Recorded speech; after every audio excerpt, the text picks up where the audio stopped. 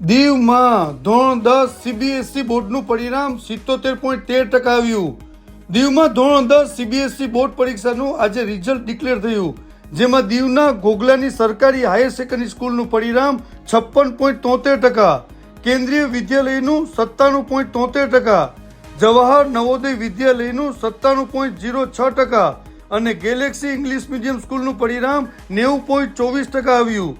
દીવમાં કુલ 223 વિદ્યાર્થીઓએ પરીક્ષા આપી, જેમાંથી 172 વિદ્યાર્થીઓ પાસ થયા। કુલ પરિણામ 77.13% આવ્યું।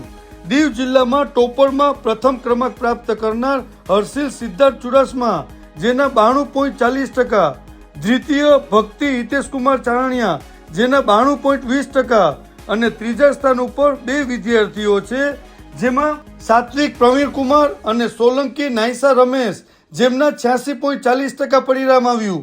આ ચારેય વિદ્યાર્થી ભાઈ બહેનો કેન્દ્રીય વિદ્યાલયના છે।